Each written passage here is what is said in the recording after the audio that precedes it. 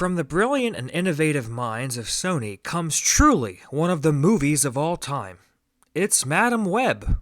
Hot off the heels from such beloved classics as Venom and Morbius, studio heads have scoured the most obscure Spider-Man comics in order to create a cinematic universe that literally no one asked for. Here we follow Cassandra Webb, played by Dakota Johnson, as she discovers that she can look into the future. She must use this newfound power to protect the lives of three young women, as they are hunted by a superhuman killer with spider-like abilities. But can Cassandra Webb master her psychic skills in time to keep these women out of harm's way? Who is this mysterious supervillain that seems to be connected to Cassandra's mother? And what future is in store for these girls, besides one of them being my future wife? By now you can guess that I didn't love the latest Spider-Verse spinoff. In fact, you could say I hated it. And not in the fun Morbius way of being so bad it's good, it's just bad. As I kind of alluded to in the beginning of this review, the reason for all of this is Venom. Sony was just as surprised as everyone else when the film incarnation of the Lethal Protector ended up grossing more than $850 million at the box office. It was this success which led to the business suits to believe that there was a strong interest in movies centered on Spider-Man's supporting cast, without any involvement of Spider-Man himself. The actual takeaway from that box office phenomenon was that a lot of people just think Venom looks cool. Heck, how many times have you seen people walking around with the symbiote t-shirt? Sadly, there was no one in the offices of Sony who realized this fact, and now we've arrived at Madam Webb. Forget scraping the bottom of the barrel. This is digging past the bottom of the barrel and going right into the dirt. And in an age where general audiences are starting to grow tired of comic book films, this will most certainly push that trend into light speed. I knew I was in trouble when I found out that this film was written by the same duo behind, all of these movies. And this is the film debut of director S.J. Clarkson, who comes from an extensive television background. She even shot the pilot for a Game of Thrones spin-off starring Naomi Watts, which was ultimately shelved by HBO. I bring this up because it actually perfectly encapsulates what Madam Webb felt like, a TV pilot that should have never been released. I got major Gotham Knights vibes, from the way the film looked to the acting. Dakota Johnson is doing everything in her power to bring something to the role, and there were actually a handful of moments where I found myself laughing at her lines. I just don't know if I was supposed to be laughing with her or at her. Sydney Sweeney is just bad. I haven't watched Euphoria, so I can't fully vouch for her acting abilities in general, but her performance here is just generic shy girl.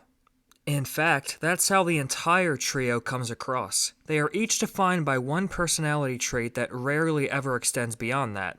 Celeste O'Connor has an attitude. Isabel Merced is smart, and that's it. I'd like to say that I don't blame these actresses for what's written on the page, but their acting is just poor. By the way, without getting too heavy into spoilers, there is an incredibly deceptive marketing campaign being put forth by this movie. If you're going in expecting these girls to be full-fledged superheroes by the end, you can put that notion to bed. They are barely shown in costume, and that quick footage of them that we do see in the movie was filmed with the sole intention of putting butts in the seats through the trailers.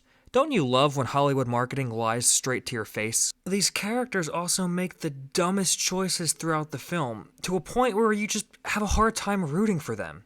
There's a point where they've realized that they're in grave danger, and rather than hide, they decide to go out to a public restaurant and talk to everyone they can find.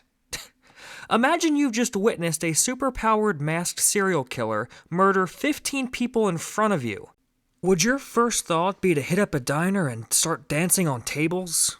But by far, the worst performance in the movie is Tahar Rahim as Ezekiel Sims. Apparently this man is a good actor in other things, and he has received acclaim for these roles. All I can say is that this character is without a doubt the worst comic book movie villain I've seen in a while. I'm being real with you guys. I racked my brain for a good 5 minutes, and I couldn't find another one who was even close. We are quickly told his motivation in a weirdly edited dialogue exchange, more on this later.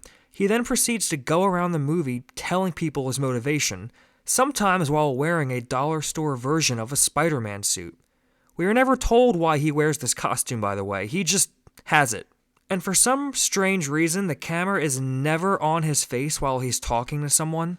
I swear to you guys, every time Mr. Sims walks around telling his life story, the camera keeps cutting away and his voice just sounds off. I mean, the editing in the entire film is awful, but here it's particularly bad. It's almost as if every line he had was ADR'd in post-production, which is probably exactly what happened. I can't prove it, but that's my working theory. Madam Webb also takes heavy inspiration from the Nick Cage movie Next. Anyone else remember Next? No? Alright. Well, anyway, we are repeatedly shown things play out in a certain way, only for the last few minutes to rewind back to the starting point. The first few times this was used, it was alright, but it got to a point where the editing just took a nosedive. Every time these vision scenes would happen, I'd start to get a migraine. I can only imagine the sheer anguish this movie would be if I was watching it in 3D. Ladies, gentlemen, spider people, I can only describe how dull this experience is for so long. Ultimately, the problem with Madam Webb is that it should have never been made at all. This character might work as a supporting mentor, but there's just not enough compelling threads to craft a 2-hour movie based off of her. There are heavy allusions to an entire world of spider elements, pulled from comic books such as The Other, but the movie doesn't really explore it enough in a way for general audiences to understand it, so they'll probably get annoyed and upset. And the comic book fans who do know what the material is will be annoyed and upset because it's pulling from some of the dumbest Spider-Man stories in comics.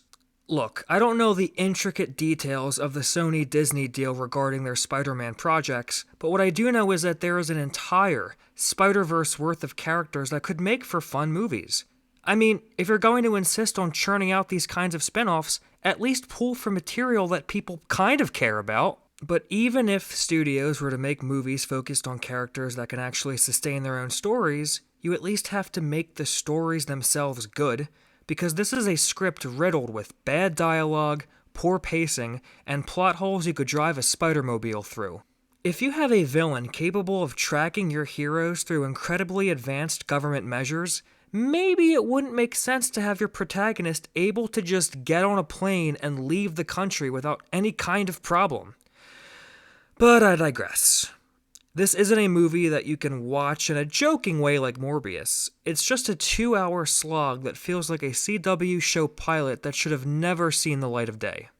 While not as bad as atrocities such as Fant4stic and Justice League, Madam Webb has solidified itself as one of the worst comic book movies of all time. I'm going to give Madam Webb an F.